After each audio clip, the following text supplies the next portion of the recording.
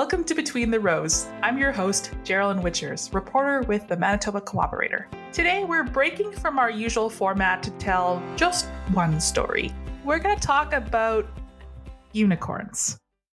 Yes, you heard me right. Unicorns. Of the agricultural kind, not the horse thingy with the horn. I mean, achievements that would be life-changing, if we could just find them. We're going to start with one, perennial wheat. In other words, wheat that comes back every year on its own. That matters because no seeding equals less tilling equals less tractor fuel. Year-round roots in the soil hold it together and add nutrients, saving the soil, saving the environment, and saving you money. And that is why it's a unicorn. We want to have abundant food production. We want to have a healthy environment and healthy soil, and we want to have an economically viable system and healthy rural communities all happening at the same time. And that's the goal for me, and that's like the bottom line. Why are we developing a perennial grain like Kernza? That's it. That triple bottom line for me. So really, really big dreams. Exactly. Yeah. Oh yeah. Yeah.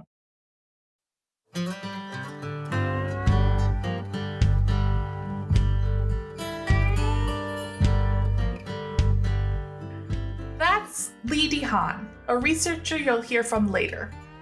He's talking about how perennials have become agricultural's environmental last resort, or at least they will be, once they're available. Making new crops takes time. But the idea of perennial wheat isn't new. You could say it's perennial. It's been around for at least 100 years, yet plant breeders haven't made a variety that actually works. Why the heck not? Well, you're going to find out. But first, a word from our sponsors. When you step foot on my farm, you become a part of it. I will tell you all about my land, what's working, what's not, as if we've spent our whole lives together. Our passion for farming makes us a community, and as part of that community, I want to see us all be successful, whether I'm working on your farm or with my job at Case IH. My name is Kelsey, I'm a farmer, and I work for Case IH. Case IH, built by farmers.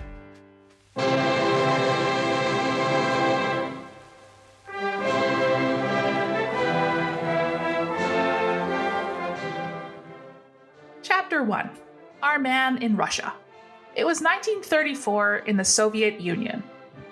Niels Ebsen Hansen was a special guest of the Lenin Academy of Agricultural Sciences. They wanted his help. Hansen was a Danish-born American botanist. He spent his career hunting through Russia, China, and Canada for plants that grew well in the drought and cold of his home state, South Dakota. He'd seen Russia in the day of the Tsars and at the dawn of the communist era, and on this trip, he was impressed.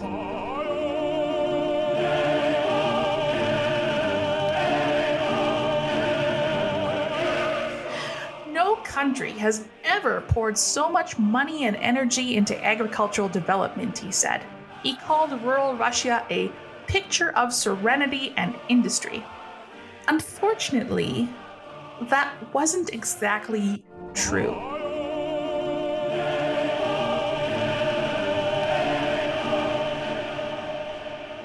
The Soviet government had just finished killing a significant portion of its agricultural workforce.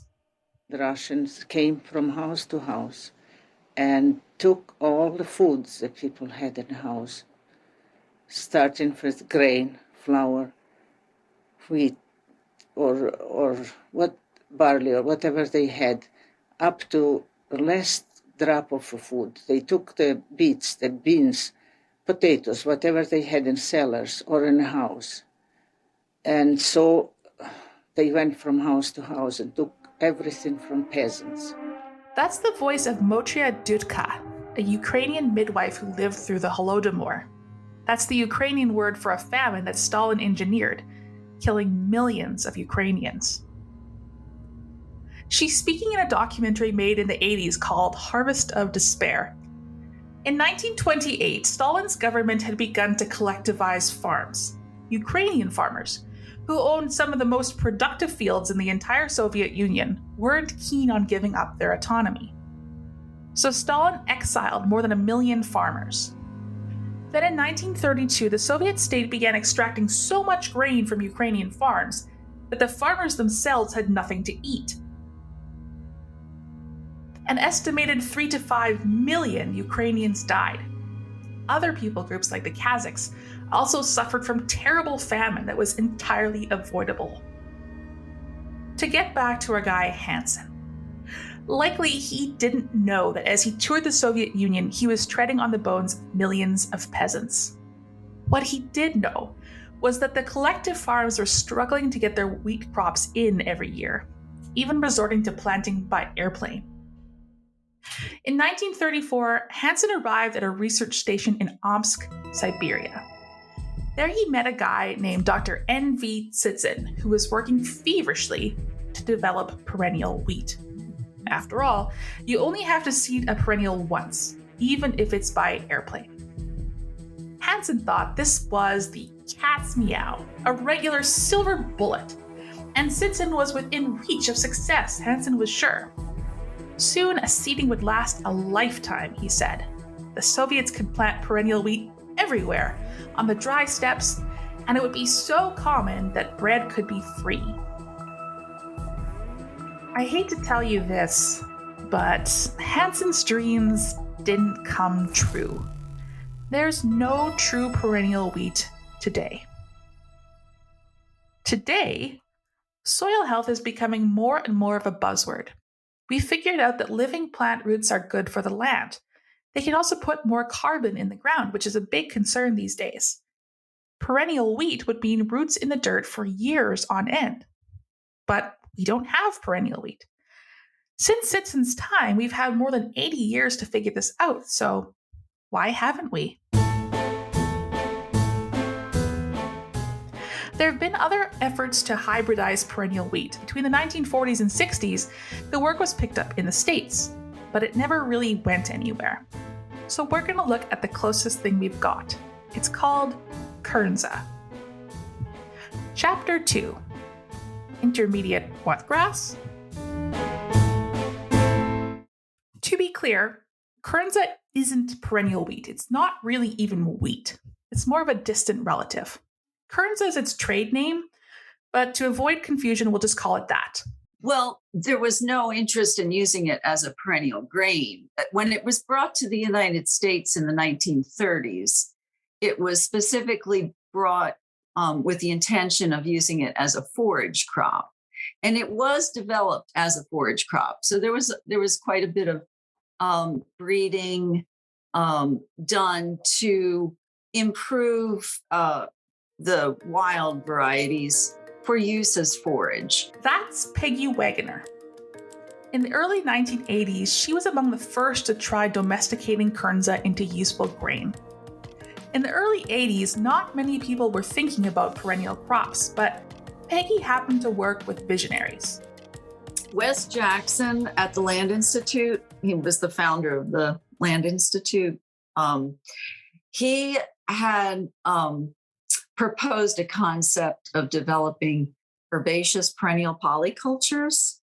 So instead of growing annual crops in monoculture, the way it's been done for basically 10,000 years, he envisioned an agriculture based on polycultures that were, several to many species together that could be harvested or benefit each other and still produce grain or seeds for human consumption.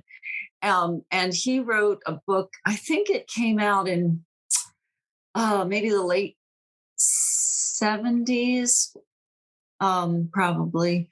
It was called New Roots for Agriculture, where he laid out his vision of an agriculture based on herbaceous perennial polyculture. And so So, you think about the prairie, where it was a mix of lots of different species dominated by grasses, but legumes, sunflowers, all kinds of different plant groups were represented. And, it supported huge herds of buffalo. And so I think that was kind of his vision, is that can we model agriculture after something like that, where the grasses and the different species produce seeds that humans can consume. Wes Jackson inspired Bob Rodale, Peggy's boss at the Rodale Institute in Pennsylvania. Bob decided to give perennials a try. I was working at the research center in what they call the new crops department. I was working on amaranth, which was another utilized crop, and we were working on trying to develop varieties that would be useful for the United States. It was an important crop in Mexico during the Aztec time, but it was it had fell out of use once the conquistadores came, and they kind of wanted to uproot that culture altogether. Anyway, so I was in working with kind of a new crop, a different crop, and then they said, "Well, Peggy, why don't you head up this new project of developing perennial polyculture?" So it's like, where do you begin to change agriculture after 10,000 years of annual monoculture? So, but I got a good chance to talk to Wes and, kick around ideas. And he suggested establishing an herbery where you plant out a lot of different species, just to see how they grow, what they look like, what kind of seeds they produce, how they produce their seeds, and all that sort of thing. So I got lots of different species, 100 different species of grasses and many legumes and sunflowers and lots of different things. And so, I mean, even just getting the seeds, you can see what the seeds look like. Like if they're just little pieces of dust, you think, that might be a little tough to develop into a grain crop. Or, if they're, just the intermediate wheatgrass had seeds that kind of looked like they could be grain.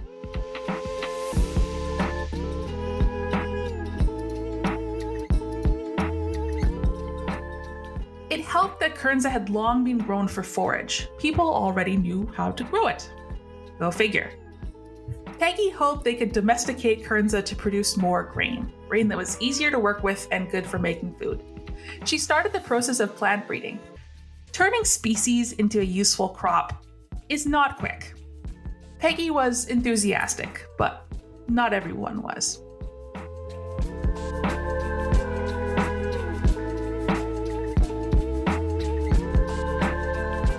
I could envision an agriculture that would be beneficial to humans and the environment if it were based more in a natural system model.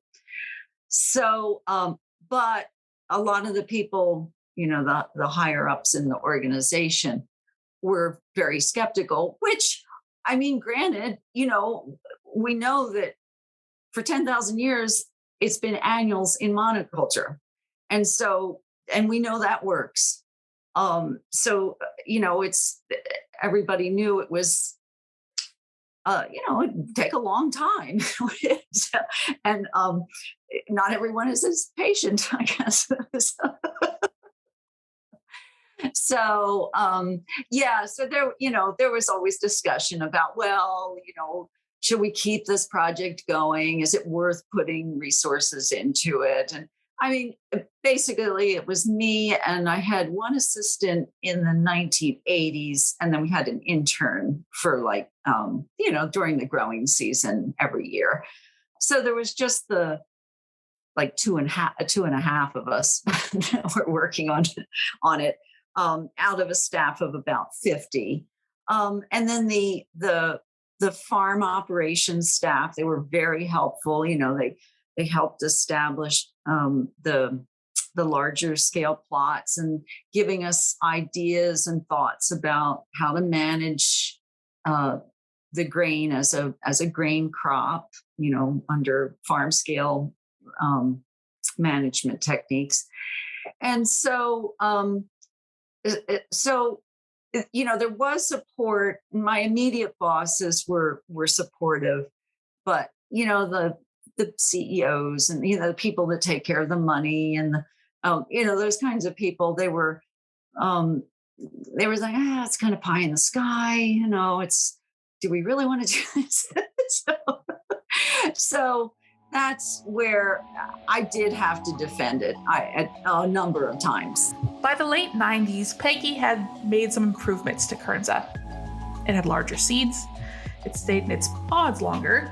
That's important if you want to combine the seed. You can't have it all fall on the ground. However, the Rodale Institute was changing, and so was Peggy. She left Rodale. It kept up the Kernza program a little bit longer, and then it petered out. From there, Kernza wound up at the Land Institute, West Jackson School in Kansas. In 2001, I came to the Land Institute mostly to start a perennial wheat breeding program here, which was to work on hybrids between any perennial grasses and wheat. This is Lee. We heard him earlier. He's a plant breeder at the Land Institute. He's taken up the Kernza project. I started a lot of different projects at that time. I've worked on at least 7 or 8 different perennial grain crop candidates in the first 5 years or so that I was here, including perennial rye. But alongside the perennial wheat program, we also were in conversation with, had been the Rodale Institute program, and then I think Peggy probably told you about 2000, she went on to other things, and the program was continued at the Big Flats Plant Materials Center, which is a USDA NRCS center in New York. And that's where the work in the 90s was done, but it was a collaboration between Rodale and them. And we ended up getting seed from then in 2000, 2001 here to the Land Institute, and we planted some out, kind of observed it for a couple of years. And I decided to try to work on direct domestication alongside my wide hybridization program. The wide hybridization program Lee is talking about is an attempt at making annual wheat into a perennial, similar to what Sitson was up to in the Soviet Union. That project is still ongoing, but Kernza soon became Lee's best option. On the other hand, with the direct domestication, we have a plant that farmers are already growing for cattle feed, so it's a useful plant, and seed growers also grow the plant to produce the seed that then other farmers will plant.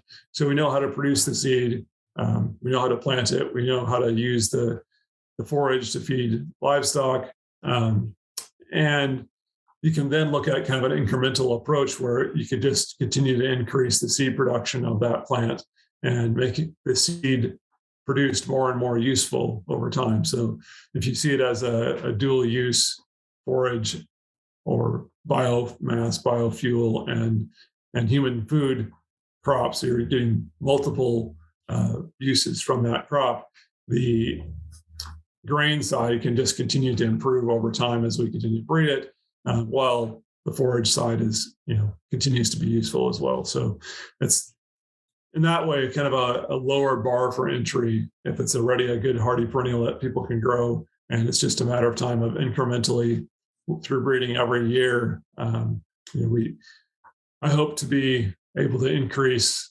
grain yield currently around 5 to 10% every year through breeding, and that's just a stepwise increase then in the seed size and the yield over time. So it allows farmers to begin using it today, begin to grow a perennial grain, understand how it might work in their system, see what some advantages are. We can look at the aspects of the benefit to soils as this plant lives for many years. We don't have to till it under all the time and kill it and replant.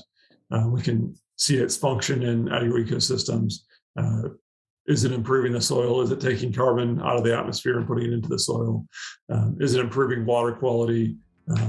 So it really is nice to have this plant that we can begin to develop perennial grain production systems around.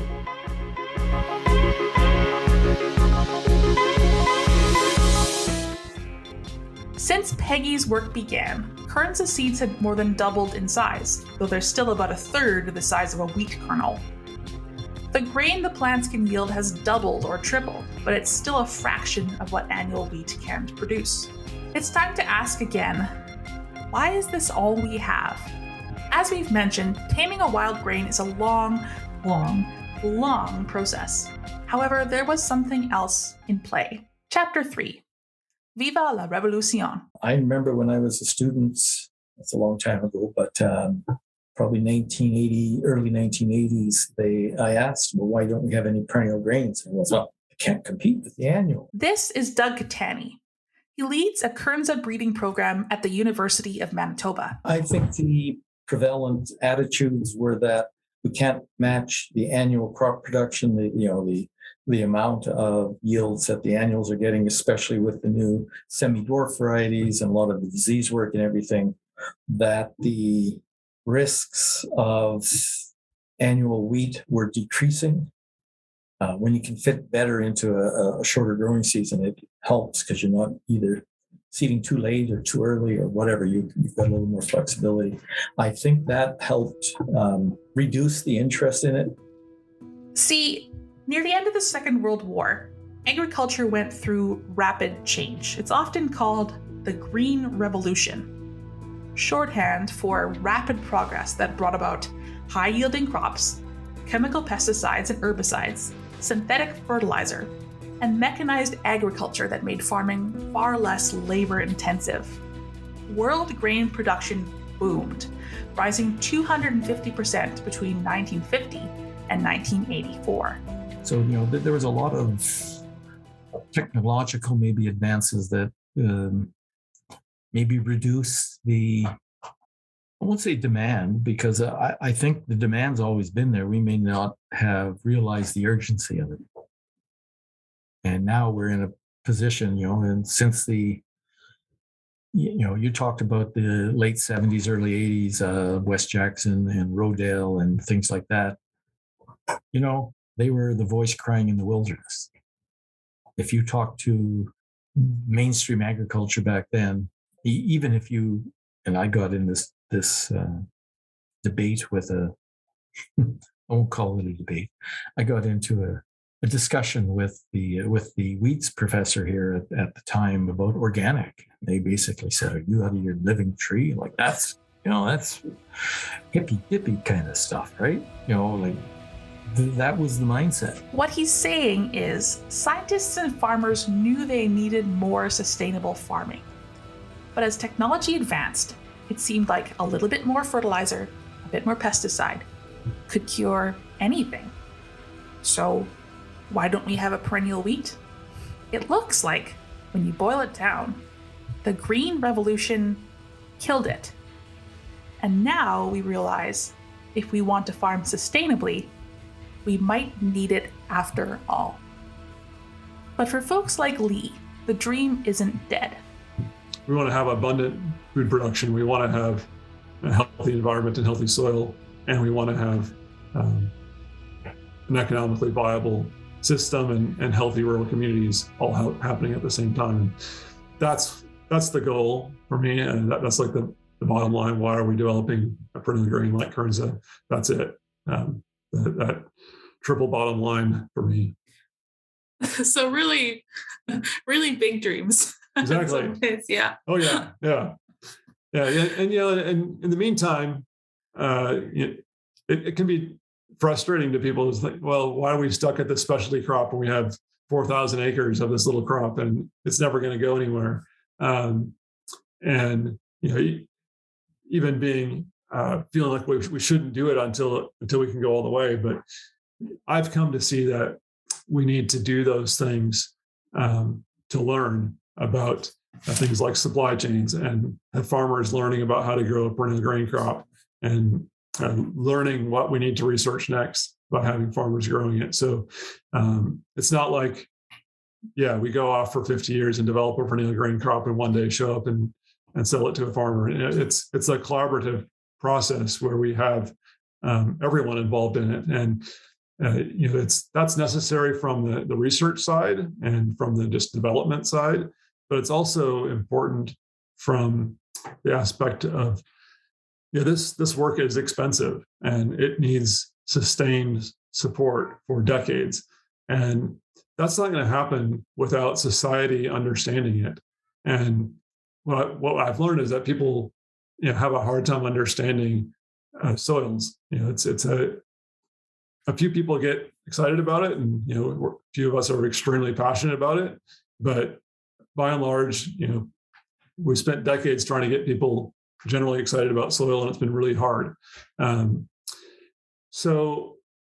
what I've seen is that when you can have someone eat a product that's coming from a different kind of system that does something for the soil, now they can participate in a different sort of way, and that opens up the imagination and really creates that opportunity for the conversation and opportunity for the support that we wouldn't have just by telling people, let's dream about 50 years from now. Not many people can go there with you, but when you can start eating it and seeing it on the shelf in the supermarket, that dream starts to become reality. And the trick then is to sustain the enthusiasm, even as we have to spend years and years on breeding and finding better ways to grow it and getting the yields to increase. So we like to say, join us on that journey, right? So it's not like we've got Kernza ready for you today, but we want you to come with us as we develop it and be part of the experience.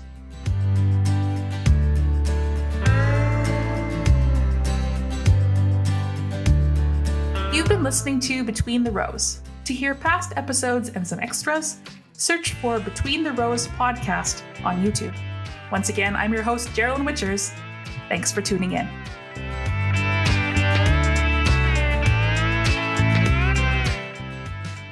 When you step foot on my farm, you become a part of it. I will tell you all about my land, what's working, what's not, as if we've spent our whole lives together. Our passion for farming makes us a community, and as part of that community, I want to see us all be successful, whether I'm working on your farm or with my job at Case IH. My name is Kelsey, I'm a farmer, and I work for Case IH. Case IH, built by farmers.